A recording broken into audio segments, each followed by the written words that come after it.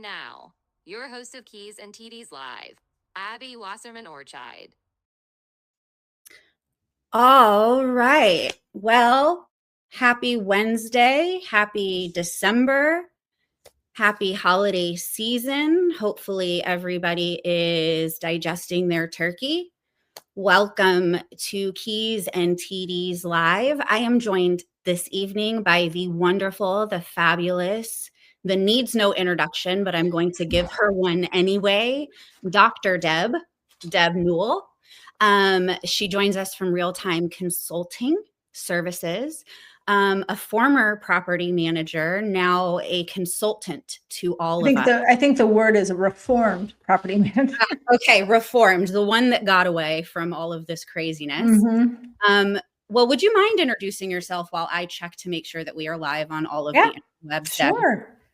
Fantastic. Okay, I'll do it. So, hi everyone. Deb Newell here. I'm just passionate. I love being here. This is great. I'm passionate about what I do, passionate about helping others fix their business. I kind of call myself the windy roads of property management. If you know, you know. But also kind of a self-described fixer and implementer, helping others, strategically figure out their business, what's wrong with it, looking under the hood of a car, just deep dive, doing all of that, just diagnose what's going on, figuring out what the root cause is. I think we're going to talk a little bit about some of that methodology today. And I'm really passionate about maintenance. I will say that is one area that I absolutely love. And, it takes up probably like 80% of what we do in property management. So it's very fitting, but started off in maintenance. A lot of people know that, and fell into property management. Used to tell people I had a maintenance company that happened to do property management. So that's what made it so fun. I know. And we honestly should have had you to kick off the show and talk more about that. We really should have had you on last month for the halftime show and had you on to have that song that you wrote. And no. Yeah. I forgot about that. A maintenance love story. Yes. Halftime show instead of me debuting my own song that somebody wrote for me. But I really feel like you should have been the star and we should have had that because you actually wrote music about maintenance and I did how it is. I did. I was trying to do something a little different. I actually gave a presentation that I had never given before. And although it was on maintenance, I mean, there was a lot of things I was able to speak on, but somebody had given me some really good advice on trying to become a little bit more vulnerable and, in talking a little bit more about me, which I don't often do. So gave a little bit of history of where I came from, kind of my roots, which is really stemmed from my dad who built our house. So construction was kind of in our blood. And so just that whole story of that, which ironically, before Taylor Swift even came out with her new album and before she did that whole New Heights podcast, I had thought about this song that I wrote probably in the summer when I knew I was going to give that presentation. So I kind of wrote with the help, AI did help me with the lyrics. I literally kind of rewrote a few times. I had a lot of different versions and then had to find the melody and then put it all together. So yeah, it was kind of like if maintenance was a love story. If Taylor Swift wrote about maintenance being a love story. So it kind of had that whole theme going on.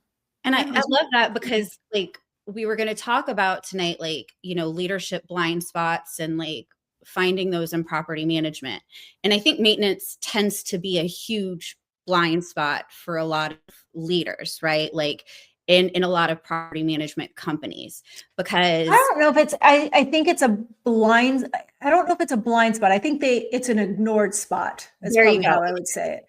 I think you can't get away from it. It's just part of what you do every single day. So it's there. It's in your face. It's just, and I don't mean ignore. If I don't see it, it's not going to happen. Mm-hmm. It's going to happen. They just don't pay as much attention, to it.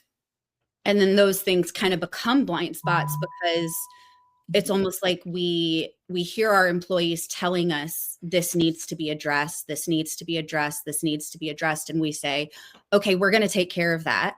And then we have all of these other expectations and these other things that are drawing our time. And so then what becomes ignored becomes blind to us because we have all of these other things are, I think what becomes ignored becomes a problem. Yeah. It's just like anything else in life, right? Now you guys are understanding why we actually use Deb as a consultant, because when I can't get my words out, Deb makes them make sense for us. So yeah, so it's what actually is going on, right?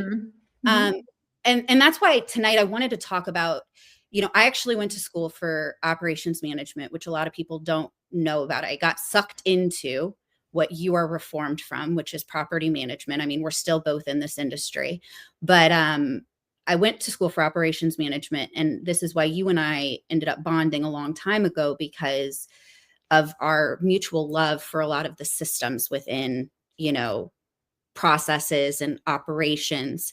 And so I wanted to talk about this process of DMAIC, which we can break down for people, but I want you to explain it. And I think we can really start with that D, which is define. But can you talk about what DMAIC is and how that can DMAIC, it's a Six Sigma methodology for, diagnosing operational issues, establishing clarity, driving, I think, measurable improvements through in any structure or any, organization, right? So I kind of, I have Six Sigma background along, I think a lot of us know the basics of some EOS. I do a lot with EOS as well. I'm not like a certified implementer, but have done enough of them that I have created my own version of using both Six Sigma and some EOS methodologies and kind of like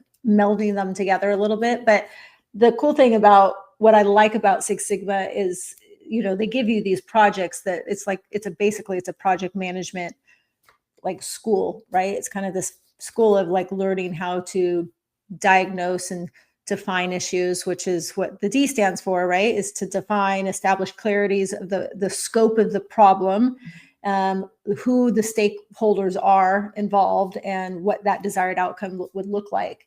And in property management, I get a lot of people who will call and say, well, my team's overwhelmed. I'm not making any money. I want to grow. Like there are all these symptoms that become, there are problems in the business. And so I just have to look into the root cause of what that is. And so I've kind of loosely always referenced back to the DMAIC model. And, first we kind of just need to say, and my own version is called the who, what, when, where, how. It's what I always say. So it's, who's involved, which is, again, who are the stakeholders? What is the scope of the problem? And really kind of then digging in. And it's focusing on what the problem is and what it's not. Right. So it's like, what is it missing? That's what I call the gaps. Right. So oftentimes I'm listening to people like relay to me, well, this is how we do an application process, because I'll walk them through it. And there's so many different ways. Like there's no right or wrong way. I'm just really listening for what's missing out of this process where you're at, like your market, and what comes from anything that's like an unclear scope and what might be undefined ownership. Again, who I always am asking, who's touching it, who owns this process, who's responsible for it, who's accountable to it. There's a lot of who's. And we have to kind of align all of those stakeholders, all of the who's, before touching processes. I feel like it's like, what was the Grinch? The Grinch. I was just about to say, this sounds like it's very. Yeah, I think I'm living in the town of Whoville all of a sudden. Yeah. So, like for example, high vacancy isn't the problem, although a lot of people have high vacancy right now. This is probably a very that has been very contagious. Relatable topic, but it could be. I mean, dig deep. It could just be inconsistent leasing follow-up. That could be the problem. Yeah. People are like, I get so many phone calls, I can't keep up, or I get so many whatever emails. A lot of people just like click on, how you go to Zillow and you're like, oh, I'm interested in this one. I'm interested in, they like click like 50 different properties. And then they'll get a response back and they'll be like, wait, which one is this one for again? So then you become frustrated because you're kind of playing this back and forth game. But how do you solve for that? So again, it's kind of digging deep to say, okay, that might be the really root cause, defining what is actually the root cause of it, and then finding solutions for that, which, so you're identifying that measurable gap, identifying again, like who the owners of that, and their roles, and setting out a target outcome for that. Well, I used to, when I was a sales manager at a leasing automation company. I like to not be very specific here because, there's it took me a minute because I was like, what? You made it sound so fancy. A leasing automation company. It was like, wow. We're very fancy over here. We wear designer brands, we okay. We're fancy. She wears Gucci. Okay. Actually she does have a little Fucci outfit. I bought her like one of those. What is that? Or it's a Dior outfit. I'm so sorry. It's not Gucci. No, but Dior. What is that? That's a Labubu. She's a little scary. Okay. I'm sorry, but she's so cute. But what is a Labubu? We'll talk about that offline. I'll educate you on the Labubus offline, Deb. If you start doing that now, our viewership's going to plummet because people are like, I came here for Sweetheart, I think they plummeted the minute you took that scary looking thing out from behind you. I can still see our viewers. They're here with us. Hi, don't leave us. We're not done talking about Labubu. Sports. You may want to. Operations. Okay. DMAIC. When I was a sales manager, when I was managing people, can you believe it? People let me manage them. When we were working through, what was going on in their sales pipeline, I was always, or at least in my perspective, maybe pull them, maybe they didn't like it when I did this. However, I always offered to say, hey, listen, what is it that you're running into an issue with? And is there something that I can do to solve it as your manager? Is it an email from me? Is it a call from me? Is that the bottleneck to getting this sale closed? Right. Because at the end of the day, you have to also, as the leader, wonder, is that your blind spot, right? Is there something that you are doing? At least that's the question, I think, right? Do you have to ask the question, is there a bottleneck that you as the leader are providing, or I guess plugging up to solving that problem?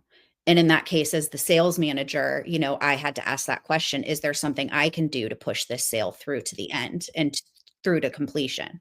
Right. So do you find yourself asking the, property managers and leaders of the business, right? Like when it's like a leasing process, hey, your leasing managers can do everything that they can, but as a leader, is there something here with your leasing process? Are you doing everything that you can for your team? We're doing everything we can to do to solve it. Do you feel asking questions? I think the interesting thing about this whole little scenario that you kind of talked about is that you're talking about people trying to manage people, and it's not easy. And not even sometimes, a lot of times I see managers in charge sounds weird, but responsible or managing other people who don't even know how to manage their own pipeline or their own book of business or whatever it is that they're doing. So now I'm asking them to be responsible for and be accountable to some other, someone else. And that can be really difficult. So I'm kind of smiling only at the fact that I'm like, sometimes easier said than done. They're trying to do their own job. Now you're saying, are you going to be there for others? It's a lot of the businesses I work with would probably just be laughing at this because they're like, girl, I've got my own stuff to worry about. No, I know. And I'm laughing, asking the question, right? Like, I can think of so many people just literally like that I've talked to, and it's Wednesday and I've already, Monday, Tuesday, Wednesday, I've had conversations daily with people who are like that. And that's part of my deep dive process. I'm literally interviewing the team and talking to them and asking these questions, and, and they're just trying to get through the day with their own stuff. So I met a company where I think, yes, there are some people I've met that are probably doing a pretty good job on managing others, but usually that leadership is not, they're probably not hiring me as a consultant. So, okay. Makes sense. I mean, they're probably, because they got their stuff figured out. Yeah. So they're doing okay. Which leads us to what they're doing, right? So like, what are they doing when they've got that figured out? Like, what are they measuring? What does success like look like? What are you diving into that second piece of like the DMAIC like model? So I think you have to collect, first you got to get a baseline. This is like, think about it when you go out. Okay. So if you're in property management, you're going to get an owner who's going to say, I want you to manage my property. And oh, by the way, there's a tenant in there. Okay, great. So I hope everybody who says, okay, we'll take that on, you charge a fee for it. Todd would probably love me right now saying that, but charge a fee for it. Never take on a property that's occupied without charging a fee, because there's a lot of work. In fact, what I would tell you to do is you need to go out to that property and establish a baseline. What does this property look like when I take it over? It's the same thing when you're measuring inside a business, like collecting that baseline data to understand the reality and not assumptions. Right. And so I measurement protects us from making decisions based off of feelings, which I never like to do. It's like the worst 4-letter word that starts with an F is the word feel. So in property management, we can, I used to say when I had my company, I would tell my employees never use the word or the phrase when you're talking to an owner or a resident, never say I feel, because you've just taken out, like you've kind of cut it off, and now it's all about your emotions and what you feel. And it's not about facts. You can't measure on the feelings in property management. You can say, I'm sorry you feel that way. If they're calling about, they're angry and they're upset, and I can acknowledge their feelings, but unfortunately we have to hold our composure, remain the professional. And though we have feelings, we really can't share those. So we have to be very careful. But so you're establishing where that performance sits today before you can build on any solutions. So just be careful about like making any decisions based on just those assumptions and feelings without knowing the facts. So that's what you're measuring, right? So use existing data, days on market, turn timelines, right? Maintenance response times, delinquency rates. Like these are hard facts that we can pull reports from and look at our dashboards and measure what's actually happening. Now, if that data is wrong, so I was looking at somebody's account today, and we were looking at their dashboard, and they're like, and it literally said, I think 69.2 days was their turn, like average. And I'm like, I'm going to guess that's not right. I'm going to hope that's not right. Right. And they're like, no. And I'm like, it's probably because the data's wrong. You're clearly not even utilizing the software that you have and you pay money for every day. So their tech utilization is just way down. And I don't mean tech in the maintenance tech utilization. I'm talking about technology stack utilization. Right. Like they're not even like adopting what they're paying for. And you all are paying for it every single day, but every month, right? You pay a per unit cost. So measure that. And so define, measure. So you have to confirm that those data sources. So if that information is wrong, 69.2 days is wrong, it really doesn't take you that long, because if it did, that you've got bigger problems than anything else. But if it's taking you that long, that's a whole nother story. But if it's not, then figure out, again, who's responsible. So the who, what, when, where, how, why. Identify any KPIs. If you don't have any, then obviously we got to build some KPIs. That's why I said turn timelines, like how are we going to start measuring some of this data? And then we have to validate that and that accuracy of the data before you can even move forward. I can't fix anything if the data is wrong. Right. We have to fix that first. And that means we have to go back and enter things in correctly. It's so critical to say, I mean, how hard is it to enter notes in?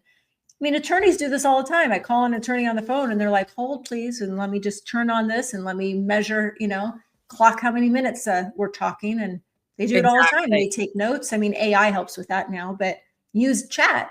Just, summarize an email, throw the email into chat saying, summarize this with this many characters and stick it into your property management platform. Oh, for sure. And I did not, by the way, for those of you watching, I did not mean to cut Deb off by moving this forward to the next drive before she was done talking. My mouse literally. No, it's okay. I actually just noticed that you have this whole cool thing going on down here. I thought you were like doing that. I'm like, how the heck is that happening? Okay, no. Analyze. I can do that. The root cause. Ooh, this is but so for those of you that have ADHD like me, don't think that I rudely cut her off. But yeah, so once you've got those numbers, like how do you turn that into like being able to figure out the root cause? I mean, obviously for me, on a small scale, managing smaller teams, and now I'm in a director of ops position besides what we do at PM Assist. So I can kind of see how, our response times, can affect our maintenance team and,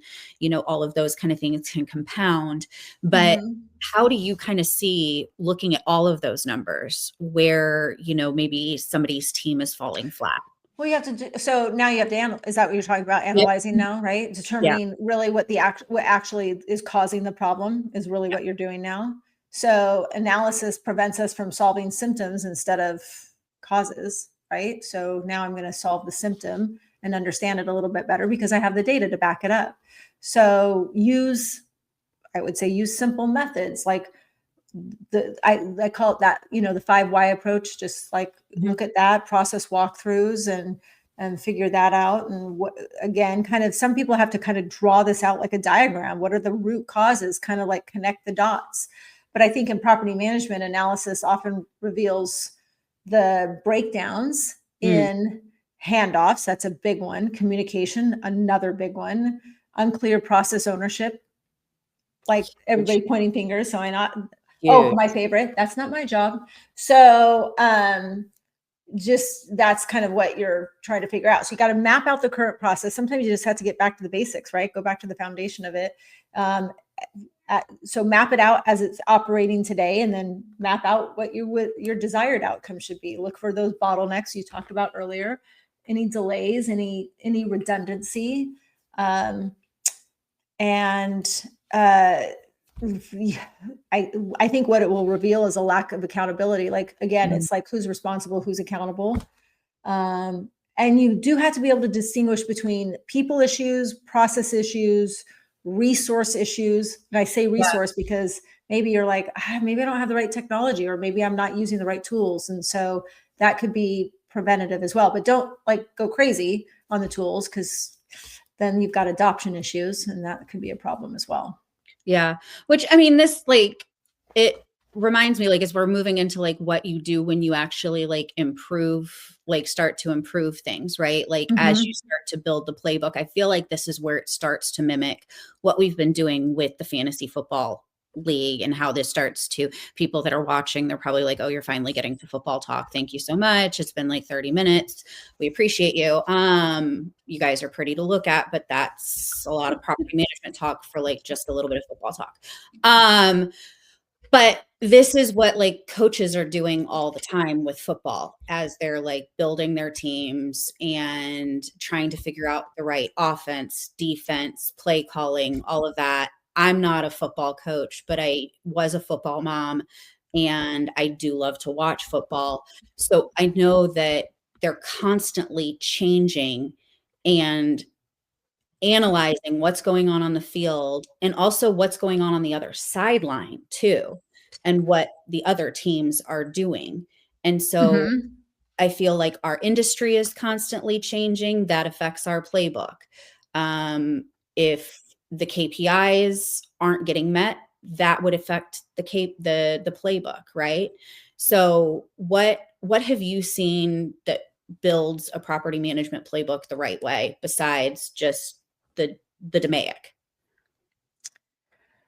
Well, I think it's building and testing your solutions. So, I mean, you have to you've said it, like coaches do this all the time, right? We're improving constantly what we're you can't improve what you don't measure as well. You may have heard, people say that. So that has to be done. And I would say that, but improvement it has to be both operational and behavioral. So you can't fix one without the other, essentially. Yeah. I can fix the operations pretty easy, but if the team isn't on board, then I've got a behavioral issue. You can update processes, you can update SOP scripts, you can pilot improvements, try things. The cool thing about being in property management, especially in smaller companies, even if you're at 2,000 doors, you can pivot so much faster than a lot of other big companies. So that's, I don't have to go through so many levels of leadership to maybe try something. So pilot things, ensure that the solution is enough for, consistent adoption. So again, practicing anything, sport, musical instrument, that anything that you do, practice makes perfect. And so you have to and you're not looking for perfection per se, because I never want a perfectionist working for me. I want somebody who is just working the system the way it was built out, but I'm not looking necessarily for perfection. I'm just always looking for opportunities to improve. Yeah. Well, and I feel like that's kind of like the way that things are. Okay. So I'm trying to figure out the right way to relate that back to the analogy with football, but because once again, I'm trying to keep it football related, you guys. But so for instance, Kentucky just got a new coach this week, right? We literally fired our coach. We're hiring a new coach within a week. And I see the way that you come in and you're able to try a new offense with, bring in your playbook, bring in the way that you're able to measure and analyze and improve with a property management company and implement that with somebody and with their operations, and see the improvement and show them where they can succeed and kind of pivot with them, right? And I see the same with the way that a new offensive coordinator, a new defensive coordinator, a new coach is able to bring that same kind of enlightenment to a team. Does that make sense? Where they're able to say, hey, I see something that the existing coach did not see. Let me show you how you can improve. Right. No in off of their back. Let me just show you what I see differently. Yeah. So I think sometimes you have to create a play around a player's strength too. Yes. So it would be the same in property management. So you might don't be so stringent on the process that, and I say this a little tongue in cheek, because I don't want you to hire somebody and create a whole thing around an individual. And that's not how you would do it in football either. You've got the plays, you need to find the right person. They're either a running back or they're a quarterback, right? Or a tight end, right? So, but maybe someone who you thought was a tight end should be your running back. I don't know. I'm just saying, you're not changing the position or the roles or the plays or the responsibilities within that position, but you may change the player. And correct. So, but at times I may alter some of the plays because of the strength of that player. It's the same thing in property management. I have a great maintenance coordinator. She's not great at this one thing, but is that going to does it matter 100%? I don't know. It's not going to break the entire process. For this individual, I might be willing to overlook it, or I might be able to hand that part off to somebody else, because she's so 95% of what she does is exactly what I need. It's going to be pretty hard to find somebody who's that unicorn for everything. But they're there, and it may happen, and you might need 95% for a short time until you find 100% from somewhere else. I don't know.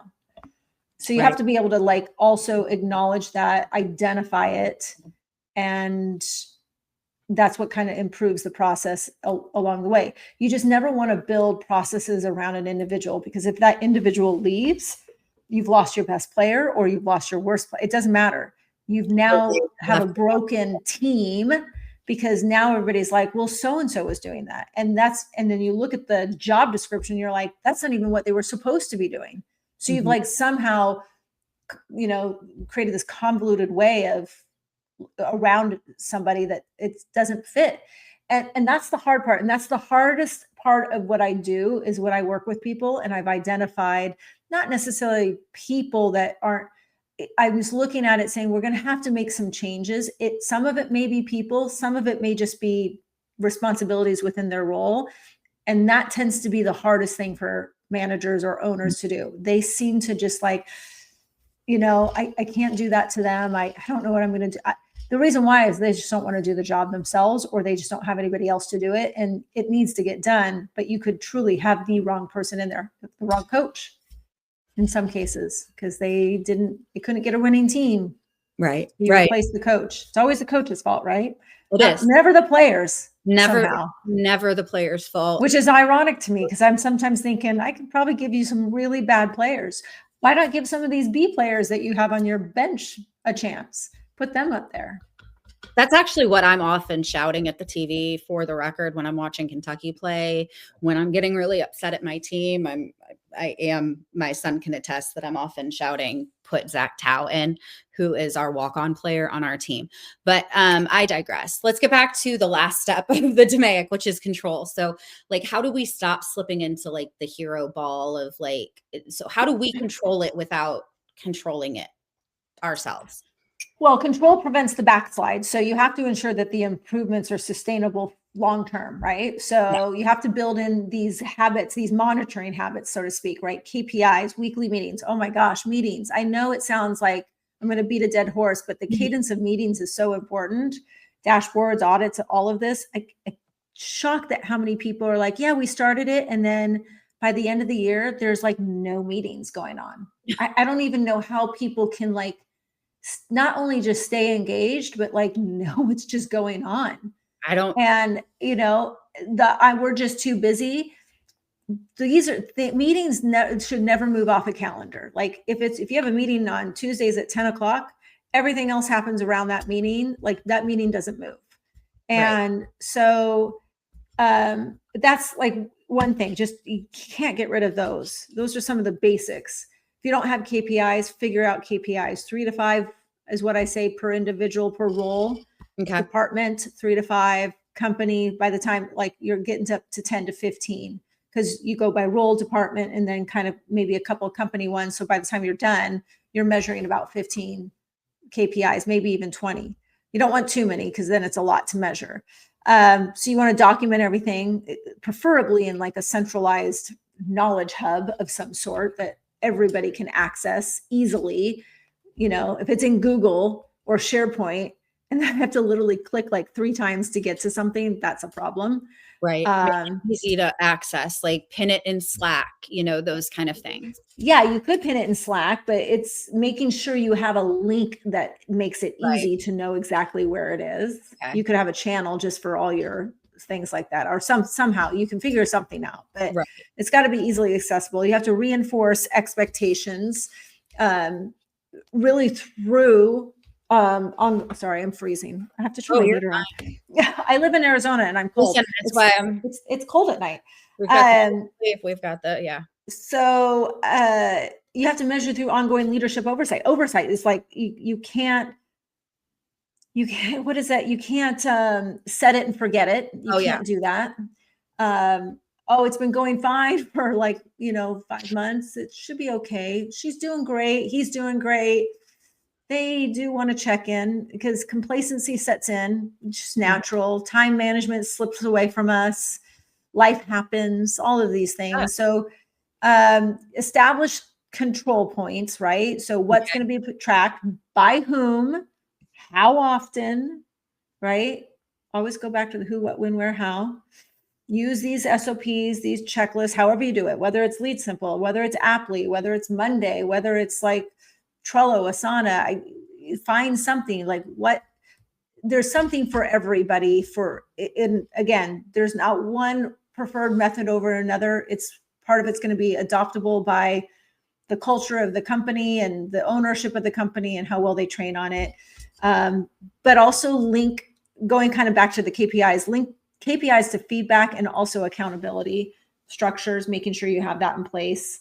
If you have people responsible for other people, that's going to be pretty key to, like, are they the right people to be managing others? Can they handle hard conversations? And I mean, that's all got to happen.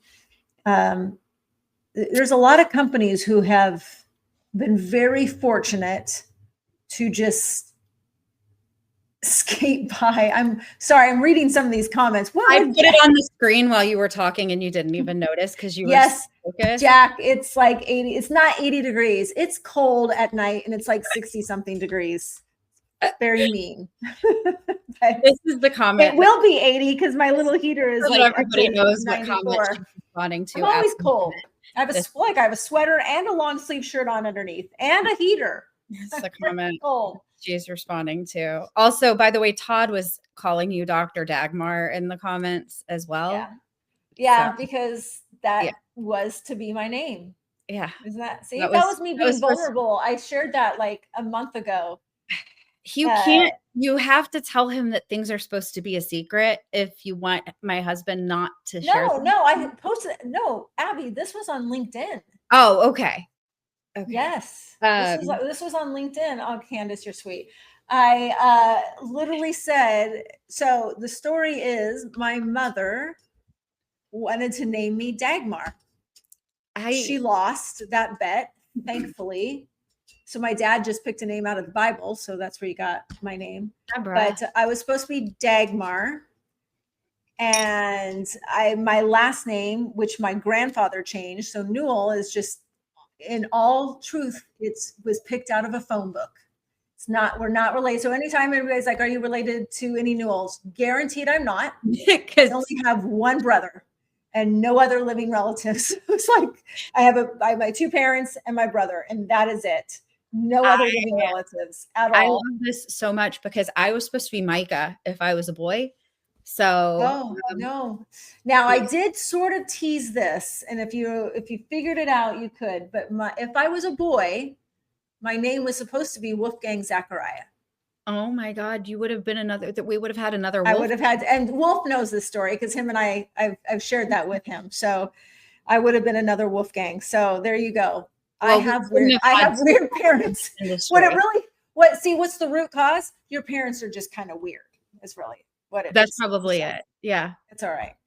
So yes, Dr. Okay. Dagmar. Well, I mean, I feel like this is like a perfect way to move into like talking more about like football and all of that from that. And then we'll like round it all up from that. Cause I feel like we've like jumped the shark, so to speak. So like, let's talk more about your name we can talk more about your name and Dagmar while we look at these funny names that are in the running. Hey, and I remember I grew up I was in Fullerton, California. Yes. Went to the bank. Remember when we all used to go to the bank and deposit money? That thing, that big building up there. Somewhere somebody holds our money. I remember going with my mom to the bank. I don't know why this was stuck out because I knew from a very young age, my mom has instilled in me that my name was supposed to be Dagmar. It is not a secret. Like this is like no family secret. Again, small family fit a closet. So I remember going to a bank in California and literally the name of the woman, the teller, was Dagmar. I was I could not believe it. Could not believe it. That was meant to happen so that you were able to meet a Dagmar in real life so that you knew. Yeah, I guess so. I probably would have been called Daggy as a kid, right? You probably would have. Not a good look. Yeah, but like, so when I asked you to sponsor, because you actually were a sponsor of our like fantasy football league. So in addition to being on this, which ironically, I don't play fantasy football. No, you just bet on real football. Bet on it. So, but you put your money behind the Revenue Rush League or division, I should say. Yep. Mm-hmm. And Aiden is not only at the top of that division, but he's number 2 in our overall standings. That only second behind Mike Williams from On-Site Pros. Mm-hmm. So it looks like Dr. Dagmar actually knows what she's talking about when it comes to fantasy football as well as property management and DMAIC. But some of these names would have made a really great baby name. So I know your daughter has a wedding anniversary coming up. If they decide to have any more children, I do think that Dog Pound Dawn would make a really great follow-up to Leighton. Yeah. I'm not, that's one thing. I am not, she can name her own kids. Yeah. Well, I'll talk to her about that. I'll reach out. She's done okay so far, so she can name her own. So this is Just where don't we have my mother name them with the divisions. And if we want to take a look at how we are coming along for the playoffs, we do have, as I said, on the right. Yes, I've got them right. Okay. Nope. I labeled them wrong. So the toilet bowl is actually on the left and the championship is on the right. So please enjoy me getting ready for this live and labeling these screenshots wrong. I do all my own stunts. So on the right, a music nerd is actually in first place. That is Mike Williams. So far, Aiden is in second. And then we've got Courtney Parks, Tyler, it looks like Josh from Lula and Chris Stearns are also in the running for the championship right now. But just a note, the playoffs start next week at week 15. So you've still got a week to make it. And as of right now, it looks like Zach, our business development manager, has not pulled himself out of the running for the toilet bowl. We've got Benton, Tom Greenwood, PM Barbie, which is Susan Golding, Maddie from Property Meld. I guess Ray is working her too hard over there. She can't focus on her fantasy football. And Thomas Talbert. So the winners of the toilet bowl are going to get a nice golden toilet bowl trophy. And once again, the winner of the entire tournament is going to get a custom ring. So that should be fun. And we will be back again to do a award show, I think in January. I think we're going to take the rest of this month off for the holidays, if I'm not mistaken. We were going to do like another show, but we decided to take a pause for the holidays because Hanukkah and Christmas and New Year's all come together pretty quickly. So back to kind of sum everything up. Deb, all of this stuff, it doesn't really relate to football, but it can. So let's just really sum it up as it relates to property management. How about that? Okay, how does DMAIC apply to property management? Yeah. So what are your final kind of takeaways if you were back and not so reformed from property management? Okay, so let's tie this into like leasing. Let's do that. Just go through it. Define leads that are not converting, measure lead response times and follow-up sequences, analyze process gaps in, like, let's say your CRM or lack of any consistency, improve. So build your workflows, scripts, train, and control, and make sure you're tracking your conversions KPI weekly. Maintenance, define work orders aging too long. If everybody knows me, I hate that. Nothing should sit longer than 30 days, but really 14. Measure vendor response times. That's something low-hanging fruit there. Completion times. That's a big one, both on service requests and on turns. Analyze any bottlenecks in like triaging or scheduling, as an example. Improve maybe your coordination, like the coordination process or technician availability, billable hours, billable rates, and things like that. So you can improve that and control. You can control weekly meetings with KPI reviews. So that's something how that would work. Turnovers, you would define, again, anything exceeding maybe a budget or a timeline. That's a whole nother thing, right? Budgets and something I'm passionate about. Measuring actual versus projected turn costs. So hopefully you can stay within that and timelines. analyzing any delays in inspections, scopes, vendor scheduling, right? So that's a good one. Improving your churn process. So I think a lot of the improvements center around like improving processes, and controlling really goes back to like controlling the dashboards, the data that's in the dashboards, and having weekly reviews on those. Yeah. So I would say DMAIC gives leaders a disciplined way to think, diagnose, and act. It's not a one-time project. It kind of becomes the whole operating system for continuous improvement. And I think when you kind of adopt that kind of methodology, that thinking, operational issues really become a lot more solvable. You kind of have to it's like taking a step back, right? Looking a little bit from the outside in, and what's predictable, what's preventable. Yeah. That's right, kind of how I would look at it.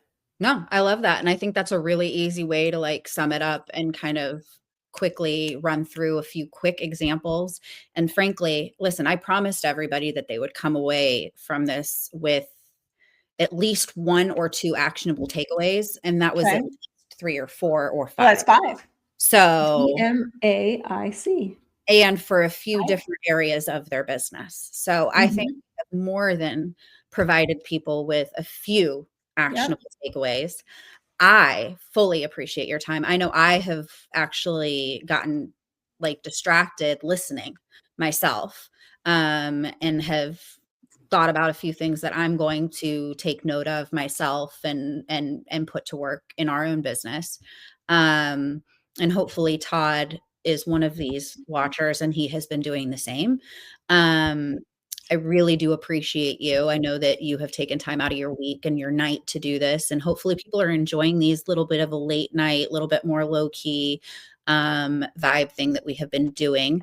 We will, like I said, we'll see you again. I think it's in January. I will double check the date. It will be with PM Path Builders. So Candace, we will see you on our next one. We should be having some fun with some awards that we'll be handing out. And after that, Deb, hopefully we'll see you back at least for a few minutes on our Super Bowl show. It's just before the kickoff. So if you've got time to dial in from wherever fabulous party you will be at, I'm sure we would love to have you. All right. Do it. Well, thank you so much for joining us, and we will see you guys next time. Bye.